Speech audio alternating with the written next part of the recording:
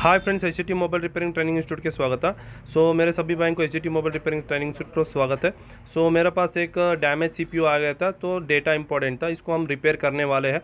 ನನ್ನ ಹತ್ರ damage C P U ಬಂದಿತ್ತು, ನಾನು ಇದನ್ನು ರಿಪೇರ್ ಮಾಡ್ತಾ ಇದ್ದೀನಿ। ಯು ವಿನ ಹಾಕಿ ನಾನು ಇದನ್ನು ಫುಲ್ಲು ಡ್ರೈ ಮಾಡಿದ್ದೀನಿ ಮತ್ತು ಎಲ್ಲ ಹೋಲ್ಗಳನ್ನು स्क्रैच ಮಾಡ್ತಾ ಇದ್ದೀನಿ।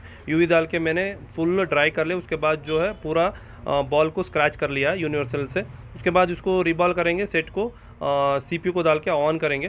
इसका पूरा वीडियो के लिए नीचे आने वाला डिस्क्रिप्शन को आप ಚೆಕ್ कर सकते हैं।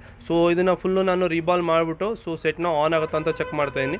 ಇದರ ಫುಲ್ ವೀಡಿಯೋಗಾಗಿ ನೀಚೆ ಕೆಳಗೆ ಡಿಸ್ಕ್ರಿಪ್ಷನಲ್ಲಿ ಕೊಟ್ಟಿರೋದ್ರನ್ನ ನೀವು ಏನು ಮಾಡ್ಬೋದು, ಚೆಕ್ ಮಾಡ್ಬೋದು।